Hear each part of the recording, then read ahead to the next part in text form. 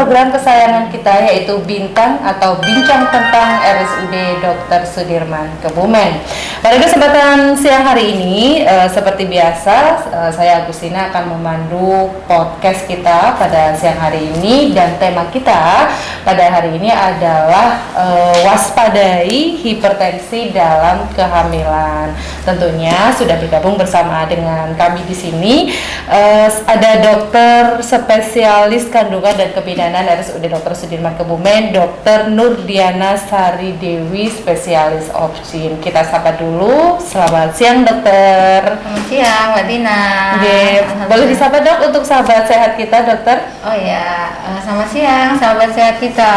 Berjumpa lagi dengan podcast tentang informasi kesehatan. Pada kali ini kita akan berbincang-bincang tentang hipertensi atau kejadian preeklamsi yang banyak terdapat kasusnya, di mana kasus ini masih banyak morbiditas maupun mortalitasnya. Nanti kita akan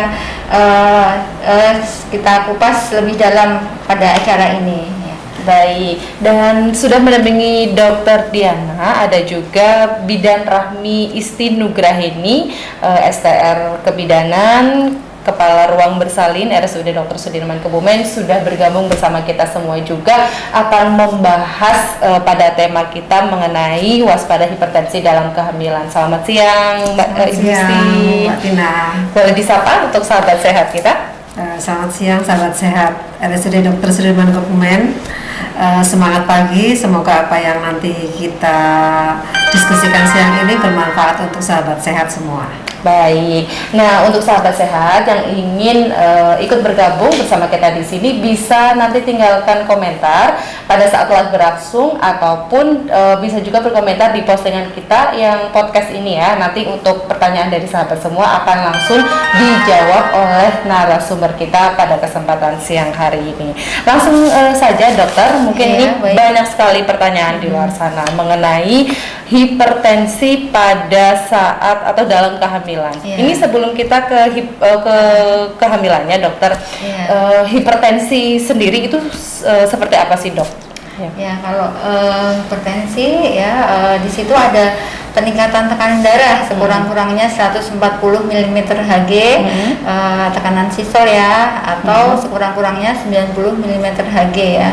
Kalau dalam kehamilan sendiri itu bisa murni karena kehamilan atau memang sebelumnya sudah terkena hipertensi. Jadi hipertensi dalam kehamilan biasanya itu bisa dibagi menjadi hipertensi dalam kehamilan, preeklamsia, kemudian hipertensi kronis, preeklamsia superimpuls ya, atau eklamsia.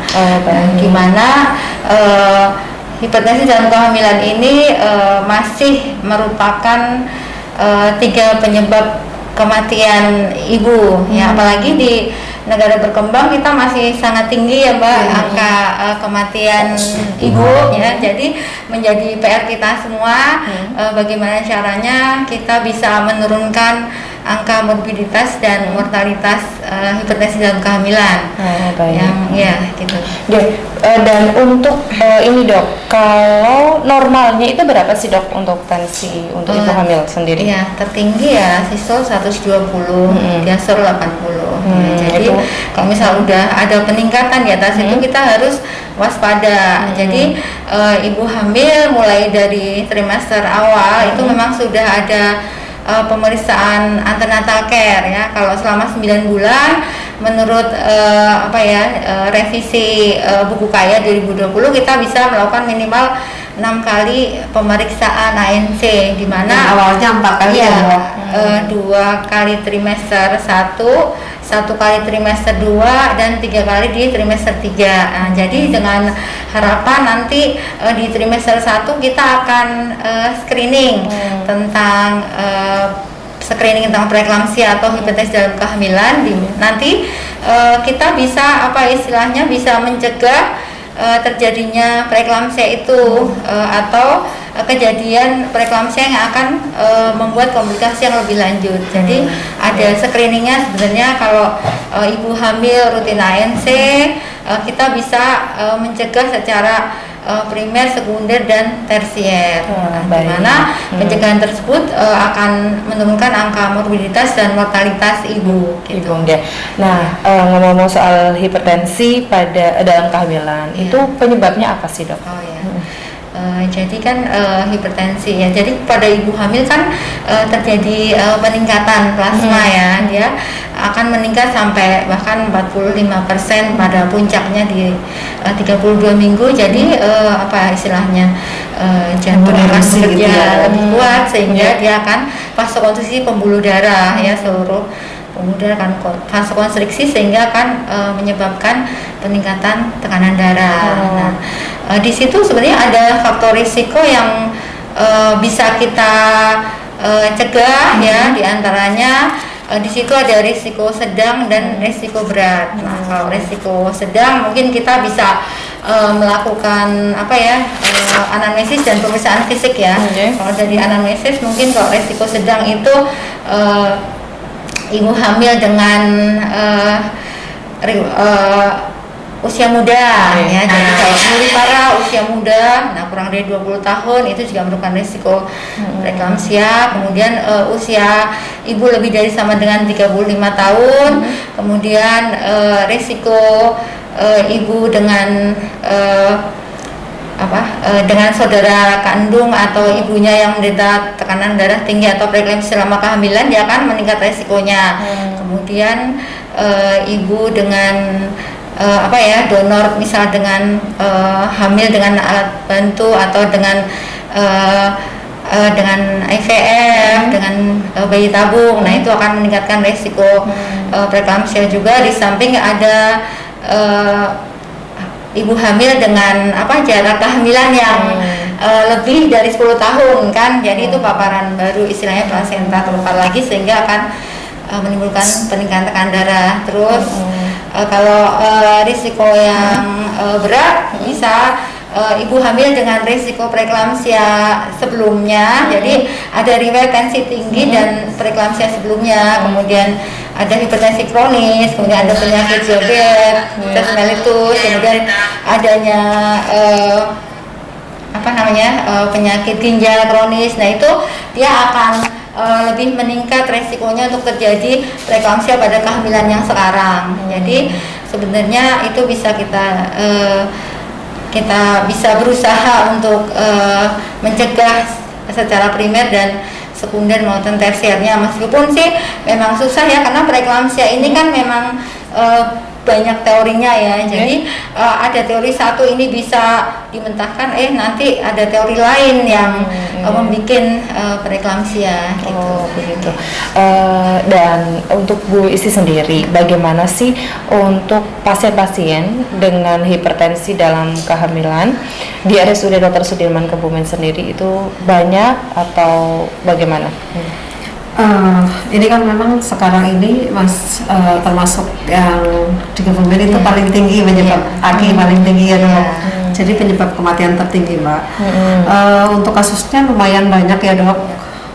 Untuk kasus preeklamsi ataupun hipertensi gestasional. Di RSUD Dr. Sudirman sendiri banyak.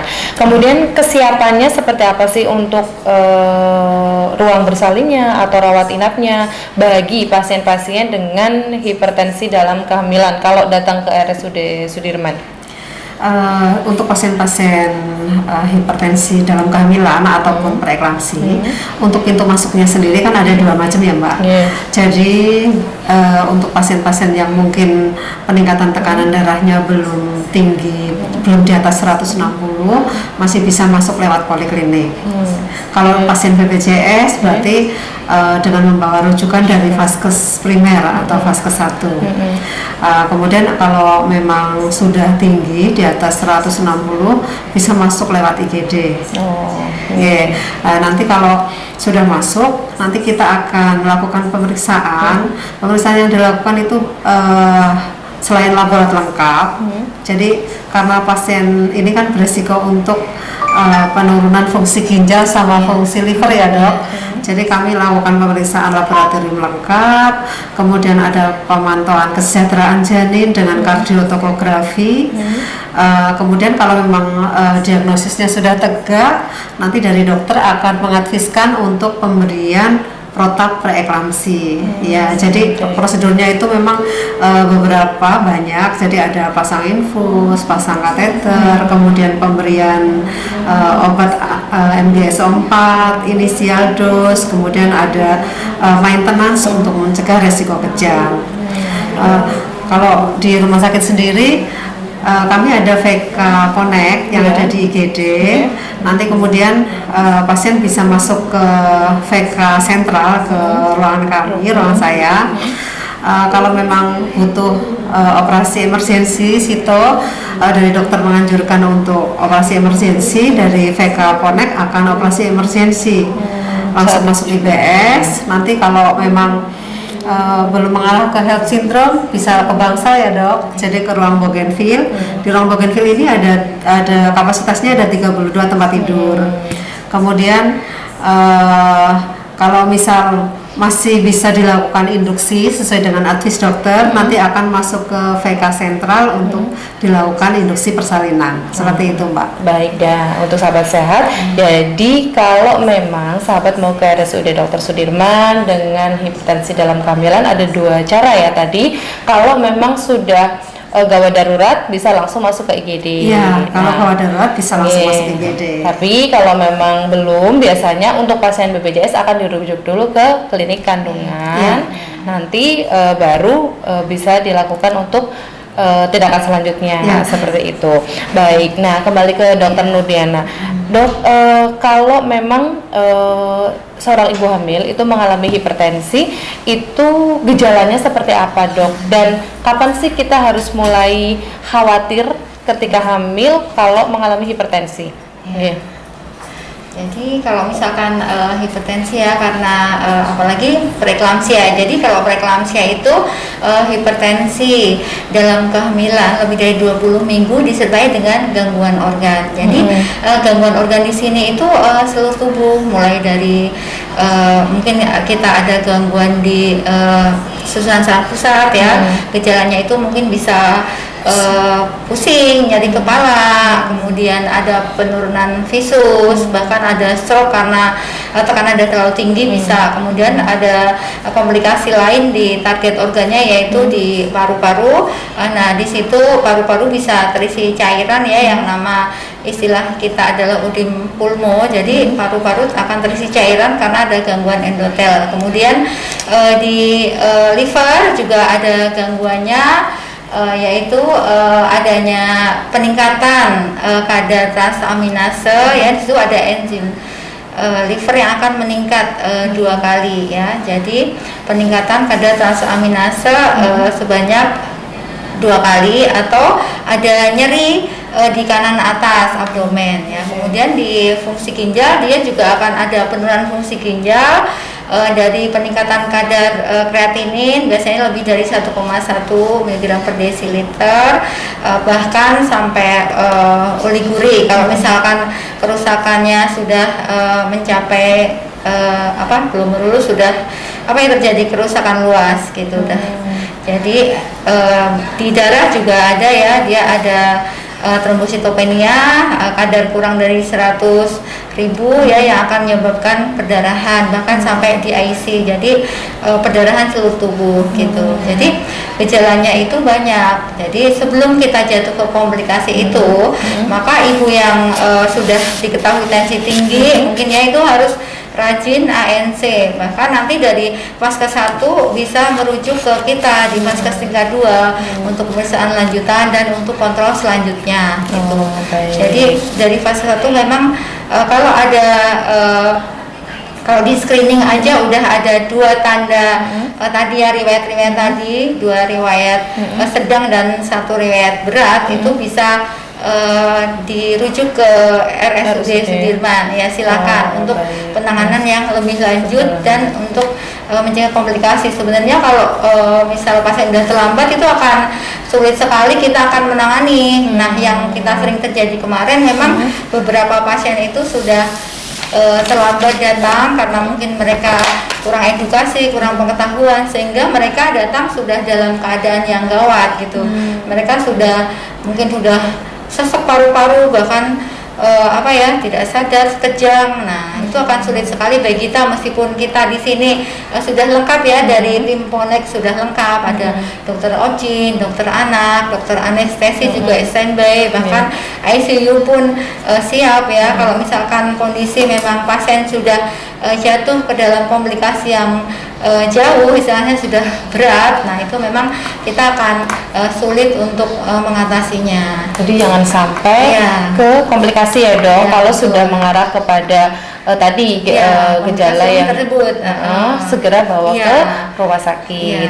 Baik, ini ke pertanyaan dokter. Ini ada beberapa pertanyaan dari netizen yang sudah masuk ke sosial media kami. Tapi sebelumnya kami ingatkan dulu untuk sahabat sehat yang belum follow akun resmi sosial media kami, baik di Facebook, Instagram, YouTube ataupun website, segera follow kami di akun RSUD Dr. Sudirman Kebumen, karena tentunya kami akan selalu berbagi informasi kesehatan ataupun informasi update pelayanan kami. Nah, kembali ke pertanyaan ini dok. Ini ada pertanyaan dari Riansyah. Mau tanya dok, umur saya 36 tahun dan saya sekarang hamil 2 bulan. Anak yang kedua, tekanan darah saya 126/78, apakah bahaya dok?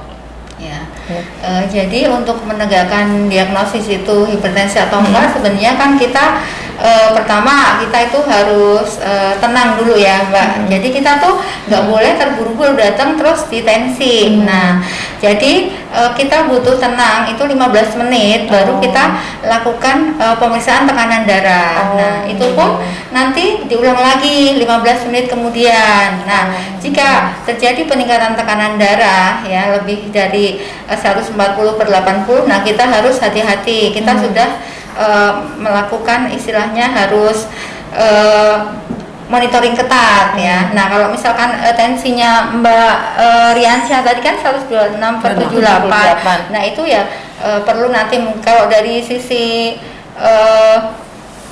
diastol masih aman ya. Ya, insya Allah tensi 126/78 sih masih baik, tapi memang harus di observasi lagi, coba ditensi lagi, dan ANC juga harus sesuai di buku kaya itu ya, minimal 6 kali dengan 1 kali pemeriksaan awal dilakukan oleh dokter umum di puskesmas untuk pemeriksaan status generalisnya, jadi dari ujung kepala, paru, perut sampai kaki, jadi pemeriksaan oleh dokter umum itu di puskesmas gitu, dan pemeriksaan selanjutnya nanti akan diputuskan oleh si dokter tersebut apakah nanti ANC selanjutnya di vaskes tingkat 1 atau vaskes tingkat 2, nah itu akan dikasih rekomendasi gitu. Baik, jadi kalaupun tensi itu nggak datang langsung ditensi ya dok, minimal menunggu 15 menit. Itu pun nanti ditensi ulang 15 menit kemudian. Nah, itu Mbak Riansyah. Jadi 126/78 insya Allah masih aman, tapi tetap harus diobservasi. Baik. Kemudian ada pertanyaan lagi dokter. Mau tanya nih dok, apa obat yang paling bagus untuk hipertensi dan tidak merusak ginjal? Manaufi.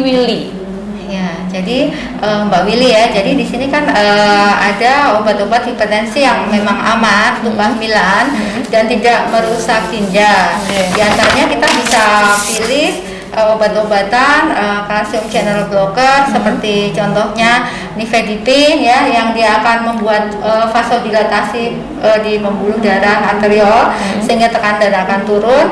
Contohnya nifedipin tadi ya, dia akan tidak merusak fungsi ginjal kita ya. Jadi nanti sebenarnya Mbak Willy ini bisa mengkonsulkan lagi ke dokter ya, dosis yang aman yang bisa diberikan. Kemudian jadi tidak mengobati sendiri ya, betul. Jadi memang harus intens ya. Karena seperti obat-obat nifedipin ini kan sebetulnya dijual bebas. Tapi untuk lebih hati-hati, tetap lebih dosisnya bagaimana, minumnya bagaimana, kan tetap harus konsultasi dari artis dokter ya dok. Betul. Baik. Dan yang kedua bisa kita pakai preparat labetalol ya, itu juga aman. Dan ketiga preparat metildopa ya, di situ yang bekerja di sistem saraf pusat yang akan menurunkan tekanan darah. Jadi nanti harus konsultasi, nggak beli sendiri. Karena untuk penentuan keamanan obat, dosis terapi yang bisa aman selama kehamilannya gitu. Oh baik. Nah jadi tetap harus berkonsultasi kepada dokter karena itu tadi sudah diinfokan ke dokter dari dokter bahwa ada dosisnya ya dok. Dan meskipun di era seperti ini memang obat gampang sekali didapatkan, bisa dibeli di sosial media ataupun di marketplace manapun, tapi ingat penggunaan obat harus sesuai dengan dokter, advice dokter, dan harus berkonsultasi dengan dokter terlebih dahulu. Nah, untuk Mbak Isti nih di RSUD Dr. Sudirman Kebumen sendiri, untuk pasien-pasien dengan yang akan melahirkan, itu fasilitas yang kita punya apa sih? Ya. Kalau fasilitas yang kita punya seperti tadi mungkin sudah saya singgung ya Pak. Jadi di awal masuk nanti di IGD nanti ada dokter IGD yang jaga standby. Kemudian di IGD di VK Connect itu kita ada 11 bidan. Di sana ada fasilitas USG, ada fasilitas kardiotokografi untuk mengetahui kesejahteraan janin. Kemudian di VK Sentral kami ada 10 tempat tidur. Ada USG juga, kemudian ada CTG juga di kami, dan kami karena rumah sakit Connect ya dok, kita ada 4 dokter spesialis obgyn, kemudian 1 orang lagi ngambil ini ya dok, ngambil subspesialis ya dok. Kemudian ada 3 dokter anak, yang 1 malah sudah subspesialis juga, konsultan perinatologi yang sangat membantu kita, bayi-bayi kecil kita, yang dimana kan kalau preeklamsia memang resikonya bayi kecil ya dok. Kita sudah ada dokter dokter prematur dan kecil ya. Subspesialis itu ya dok. Dokter Wahyu. Baik. Kemudian dokter anestesi kita juga sudah tambah ya dok. Jadi kita ada 3 dokter anestesi. Kemudian kami siap untuk persalinan 24 jam ya dok. Untuk baik persalinan normal, persalinan dengan induksi, kemudian persalinan gemeli atau kembar, persalinan presbo atau sungsang. Atau dengan bantuan seperti vakum ya dok. Kemudian kita juga ruang operasi siap 24 jam karena dari IPS itu memang di shift ya mbak. Jadi ada shift pagi, sore, malam itu jadi semua siap. Misal ada kondisi kegawat daruratan kebidanan itu bisa tindakan emergensi. Kemudian ICU-nya juga kita siap ya dok. Ya seperti itu Mbak Tina. Baik, jadi tidak usah khawatir untuk Bu Esti dan sahabat sehat RSDS melahirkan di RSUD Dr. Sudirman Kebumen karena baik dokternya, kemudian bidannya ataupun sarana dan prasarana kita mendukung dan siap untuk sahabat semua. Nah, dok, ini ada pertanyaan juga. Apakah benar sih hipertensi pada ibu hamil itu bisa dari keturunan? Yes. Ya, bisa ya. Jadi kalau misalkan apalagi ada genetik ya, nah itu merupakan faktor risiko juga mbak untuk terjadi tensi tinggi pada si anaknya ini yang hamil. Jadi memang ada faktor genetik bisa. Bahkan yang tadi kan disebutkan tadi kan dari ibu hamil dengan ibu yang pernah terkena atau saudara kandung yang terkena preeklamsia, nah itu malah beresiko besar ya. Jadi itu resiko mayor ya, malah resiko mayor untuk terkena hipertensi dalam kehamilan atau preeklamsia tadi. Jadi memang hubungannya memang kuat banget. Jadi memang karena ada faktor genetik ya dari ibu atau dari saudara perempuan kandung merupakan faktor resiko berat untuk terjadinya preeklamsia gitu. Jadi dia lebih banyak terkena dibandingkan yang tidak mempunyai resiko tersebut. Oh baik, berarti memang faktor keturunan juga menjadi faktor resiko juga nih dok. Betul. Nah kemudian ini ada juga pertanyaan dari @watiningrum 119. Assalamualaikum dan selamat siang. Dokter mau tanya, apakah kehamilan kembar itu juga berisiko tekanan darah tinggi? Karena saya hamil kembar, tekanan darah saya sebelum hamil 120/70 dan setelah hamil 160/90. Itu penyebabnya apa ya, Dok, kira-kira? Ya, jadi pada kehamilan kembar dia kan ada plasentanya kan dia lebih lebar ya, otomatis. Nah, karena plasenta itu di situ terdapat jaringan trofoblast yang menghasilkan beta HCG. Jadi kan dia terbentuk beta HCG yang berlebihan. Nah, karena beta HCG itu hormon like TSH, jadi itu yang akan meningkatkan tekanan darah. Nah, itu jadi karena hiperplasentasi ya. Jadi karena faktor plasenta, karena hormon beta HCG yang diproduksi berlebihan. Kemudian yaitu karena volume plasma yang naik ya dibandingkan yang kehamilan tunggal. Jadi pada kehamilan gemel ini memang faktor risiko mayor untuk terkena preeklamsia. Jadi kalau sudah hamil kembar itu ibu harus waspada, harus ansesnya teratur dan tidak boleh lepas dari pengawasan karena sewaktu-waktu dia akan terjadi preeklamsia gitu. Mempunyai faktor Memang, risiko juga iya, Dok, ya. memang resiko besar terkena preeklamsia. Ya. Nah, ini juga banyak yang bertanya nih, Dok, di Facebook juga. Dok, selamat siang. Apakah di RSUD Dr. Sudirman itu bisa melahirkan dengan sistem ERAS? Oh, iya. Ya, jadi di RSUD kita bisa melakukan sistem ERAS tuh bisa ya. Tentu saja pemilihan kasusnya itu didasarkan dengan indikasi ya. Jadi kalau misalkan ada kasus preeklamsia atau penyakit jantung atau dengan penyakit penyulit pemberat, nah itu memang tidak bisa dilakukan ERA. Tetapi kalau misal ibu yang tidak ada gejala penyulit atau pemberat itu bisa dilakukan ERA. Oh, jadi tidak semua ya, Dok? Iya, ya? tidak semua. Memang itu pemilihan kasus ya, bisa berdasarkan indikasi. Kalau tidak ada pemberat, kehamilan normal, fisiologis itu ya bisa. Ya. Jadi harus sesuai indikasi. Kan kalau ada pemberat tentu saja tidak bisa.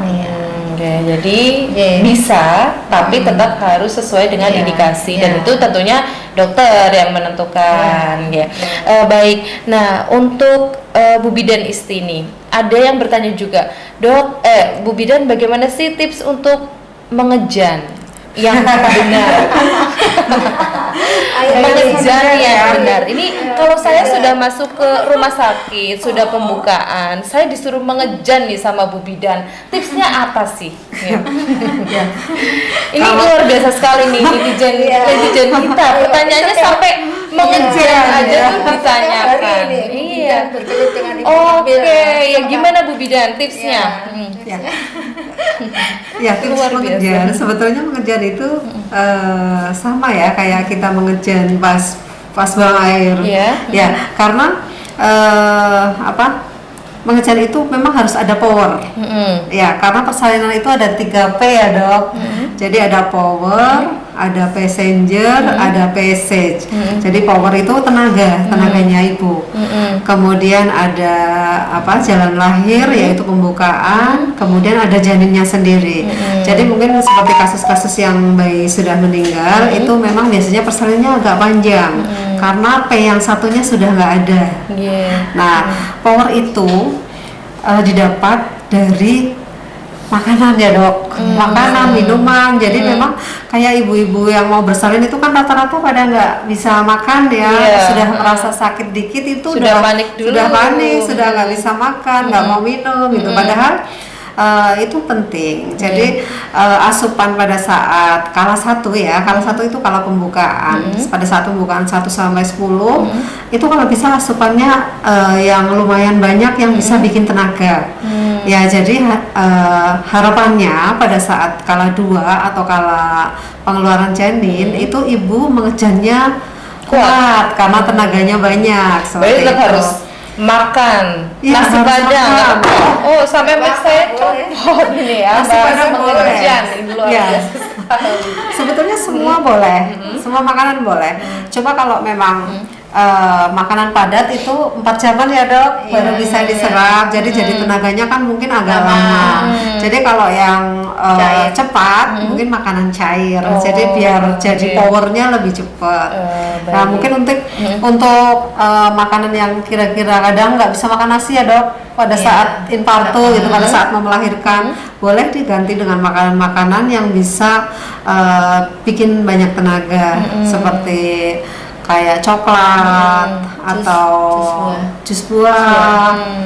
Banyak minum Yang air saya putih minum, juga ya. Nah, kalau pengerjaannya sama kayak kalau pengerjaan yang betul itu kayak buang air besar. Jadi kalau keluar fesesnya ya nggak apa-apa, itu normal, berarti bagus, pengerjaannya sudah benar. Seperti Baik. itu. Jadi sebelum mengejan dipastikan untuk mengkonsumsi makanan agar powernya pada saat mengejan tetap ada. Iya, Jadi betul. kalau tidak bisa makan nasi bisa diganti dengan buah atau jus ataupun makanan yang cair. Cair, ya. Susu juga boleh Boleh, ya, susu Bidan. boleh. Baik. Kemudian untuk Dan- mengejannya sendiri seperti biasa ya, Iya, seperti seperti biasa. kita buang hajat, tapi mungkin Iya, dengan betul. kekuatan yang lebih ekstra gitu ya. Ya, harapannya Oke. kalau makannya banyak, powernya banyak, jadi kekuatannya lebih banyak. Oke, dengan Seperti kekuatan itu. bulan seperti Sailor Moon gitu Iya. boleh ya Bu Bidan Iya. ya. Oke, baik. Mungkin Nah, waktunya disesuaikan waktu kontraksi ya. Bu. Nah, jadi waktu ada kontraksi, nah silakan Ibu mengambil nafas dalam baru silakan mengejan. mengejan ya. Nah, Jadi tentunya, sesuaikan waktu kontraksi ngikut dengan oke. kontraksi. Baik. Ya. Dan tentunya kalau di RSUD Dr. Sudirman Kebumen nanti akan didampingi oleh bidan-bidan kita yang Iya. selalu on dan Iya. selalu standby. Jadi jangan khawatir untuk sahabat sehat, dari mengejan saja nanti tentunya akan disupport oleh bidan kita. Ya, nanti kita ajarkan juga Mbak. Jadi pada saat kita memimpin persalinan, kita akan ajarkan bagaimana cara mengejannya. Jadi ibu harus begini, biar biasanya kita ajarkan dulu. Kalau misal kurang benar Bu, seperti ini, seperti itu kita Oke, ajarkan. baik. Jadi tidak usah khawatir. Tidak usah Pastinya khawatir. bidan, dokter dan tenaga medis lainnya di RSUD Dr. Sudirman akan selalu welcome. Kemudian akan mendukung juga untuk ibu-ibu hamil yang akan melahirkan di RSUD Dr. Sudirman. Kembali ke dokter. Ini ada juga pertanyaan, Dok. Apakah jika memang ibu memiliki darah tinggi maka bayi juga harus dilahirkan dengan operasi? Karena kebetulan saya juga kalau untuk operasi takut dok. Ini dari @Finawati. Oh ya, Mbak Finawati. Finawati ya. Iya. Jadi ibu dengan tekanan darah tinggi itu tidak selalu dilahirkan secara seksio sesar. Jadi kalau misalkan kondisi ibu masih bagus, kondisi janin baik dan tidak ada indikasi offset yang lain untuk dilakukan seksio sesaria, itu akan dilakukan induksi persalinan gitu. Jadi secara vaginal. Jadi memang yang terbaik memang secara vaginal. Kecuali kalau tekanan darah tinggi dan sudah disertai komplikasi yang berat seperti eklamsi, odem paru, kemudian ada tekanan darah yang tidak respon terapi, meskipun dikasih terapi kok tensinya tetap tinggi terus. Nah, kita melakukan seksio sesar atau bahkan bayinya sendiri kan terpengaruh ya, mungkin bayinya hipoksia atau bayinya kecil, air ketuban sedikit. Nah, itu indikasi seksio. Tapi selama evaluasi, selama pantauan itu ibu dan kondisi janin masih baik, nah itu masih bisa tempat untuk persalinan secara vaginal. Atau normal ya Iya, dok ya. sama. Baik itu Mbak Vina. Nah dok, ini ada yang tanya juga. Kalau di RSUD Dr. Sudirman, dokter itu di poliklinik setiap hari apa sih dok? Saya mau konsul nih. Oh ya. Di Facebook ada yang bertanya dok. Oh ya. Nanti tanya jadwalnya dokter Diana ini. Iya.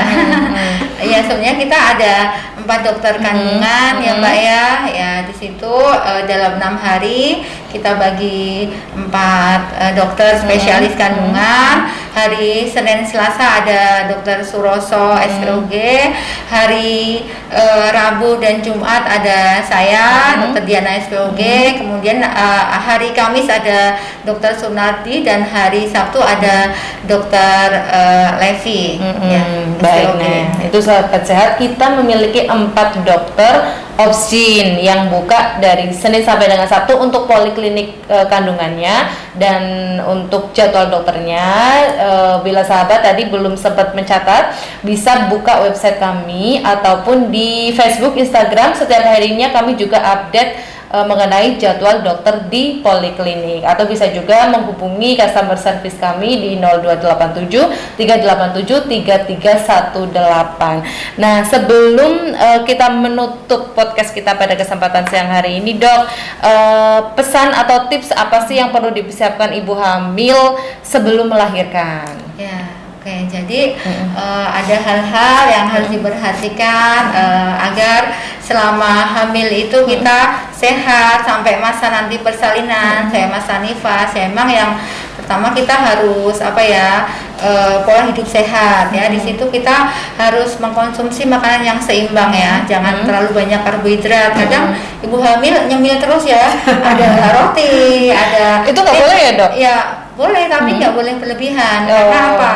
Kalau nanti terjadi peningkatan berat badan yang berlebihan, nanti akan menyebabkan risiko diabetes gestasional, bahkan ke preeklamsia juga. Jadi ada aturannya di situ, di mana kenaikan berat badan itu diatur berdasarkan indeks massa tubuh. Ya, jadi kalau misalkan indeks massa tubuh yang obesitas sama indeks massa tubuh yang kurus, nah itu tentu beda kenaikan berat badannya, tidak boleh disamakan. Mungkin kalau yang obesitas ya, dia IMT lebih dari 30, kenaikan berat badan cukup 5 sampai 9 kilo ya. Jadi untuk yang berat badan normal, IMT normal, IMT sampai dengan 25 ya, kita bisa kenaikan berat badan itu sekitar ya 11 sampai 16 kilo. Sedangkan pada yang kurus beda lagi, jadi 12,5 sampai 18 kilo. Nah, itu ada itu fungsinya kita menjaga pola makan ya. Jadi jangan sampai karbohidrat terus yang dimakan, tapi harus tentu saja diimbangi dengan protein,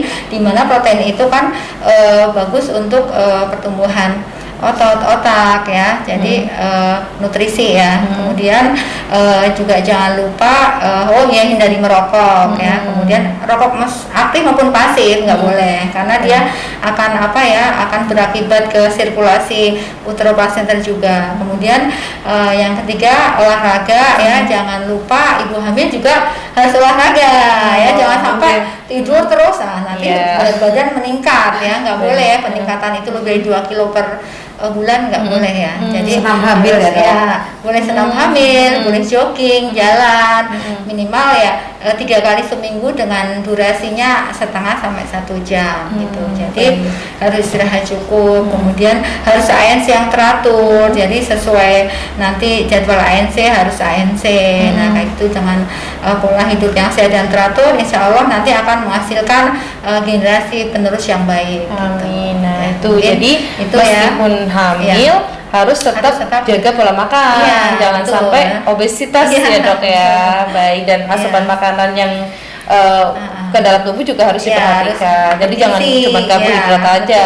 Tetap olahraga yang disarankan apa, Dok, untuk jalan boleh. Jalan kan bagus ya, paling praktis, paling mudah dilakukan pada pagi hari, setengah jam ya, minimal setengah jam ya gitu. Dan sampai 1 jam. Oh, baik, jalan itu juga bagus. Kemudian jangan lupa juga untuk rutin memeriksakan kandungan kepada dokter ataupun bidan ya, Dok ya. Baik. Nah, untuk Bu Bidan sendiri, ini ada yang bertanya juga, kalau hamil, apalagi untuk kehamilan pertama seorang ibu, itu yang harus dilakukan apa nih? Sebelum kita itu sudah tahu hamil ya, Dok, ya Bu Bidan. Nah, itu biasanya apa sih yang perlu dipersiapkan ke depannya? Ya, sebetulnya hamil pertama, kedua, ketiga tetap harus dipersiapkan ya. Jadi tidak hanya hamil pertama saja. Jadi kalau memang terlambat haid, berarti segera periksa. Karena dari awal kehamilan kita harus ada konsumsi asam folat ya, Dok. Jadi asam folat itu tidak hanya suplemen saja, tidak hanya dari obat yang kita minum, obat asam folat, tetapi mungkin bisa dari makanan atau kayak ikan laut seperti itu. Jadi yang awal mungkin begitu terlambat haid segera periksa. Jadi biar nanti dapat data awal ya, Dok, data awal untuk selanjutnya, pemeriksaan selanjutnya.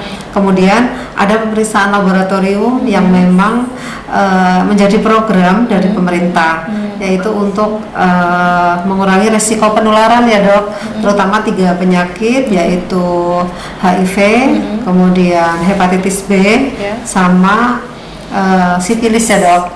Jadi laborat yang diperiksa itu tidak hanya 3 item itu mbak, tapi ada beberapa juga, ada HB, ada golongan darah, kemudian gula darah sewaktu.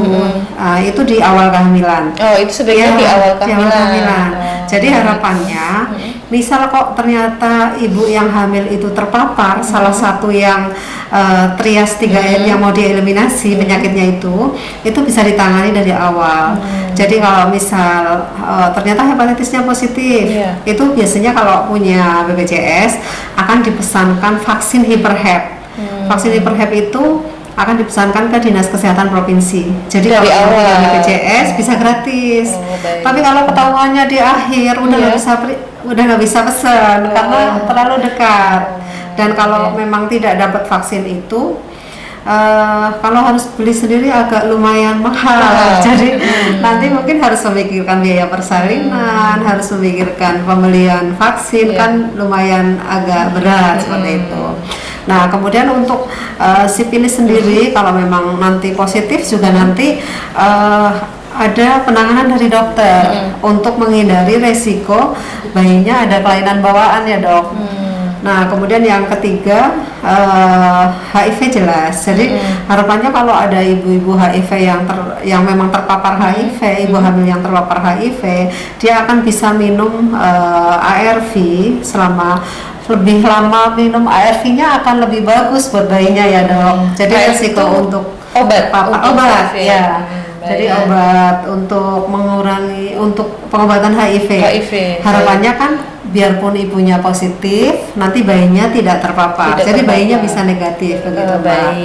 Ya, jadi setelahnya nanti akan ada advice dari dokter ataupun bidan terkait kehamilannya.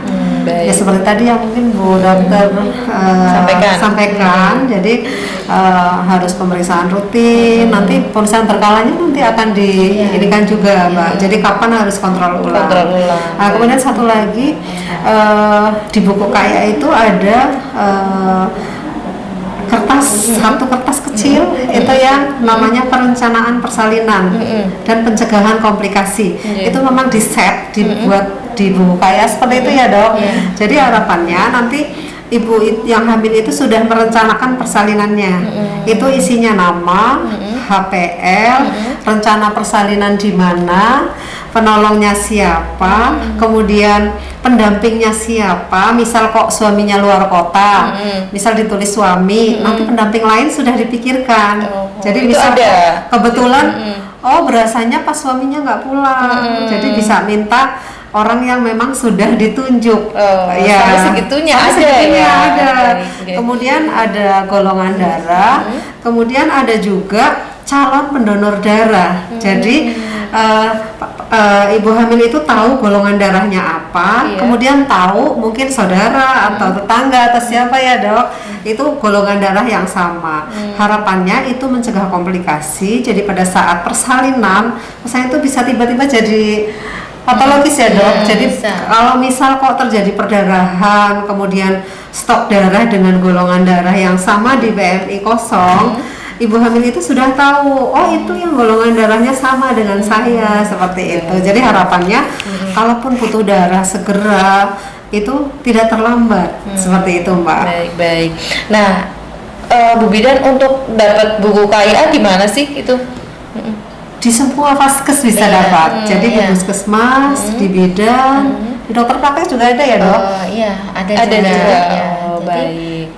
Semua harus dapat karena harus punya ya dok. Iya, harus punya karena buku KIA itu kan merupakan serangkaian ya. Jadi bahkan sampai nanti bayi lahir pun itu ada bukunya. Si bayi sampai anak itu Buat berusia pemantauan ya, Dok. Di buku kayaknya itu Iya. ada ya Dok ya. Jadi Jadi penting buku itu sekali. terdiri dari buku ibu dan buku anak sampai 6 tahun gitu. Jadi Oh, memang oke. udah lengkap sekali. Buku itu dibikin untuk untuk mencegah morbid dan mortalitas ibu dan anak gitu. Udah lengkap sekali pokoknya dengan buku yang kayak revisi 2020 itu dari awal sampai anaknya nanti umur 6 tahun ada di situ. Ada. Pemantauan tubuh kembangnya Iya, ada ya, Dok. kembangnya ada. Oke, baik. Itu sahabat sehat pembahasan kita mengenai hipertensi dalam kehamilan bersama dengan Dr. Nurdiana Sari. Beliau merupakan dokter kandungan dan kebidanan di RSUD Dr. Sudirman, dan Ibu Isti juga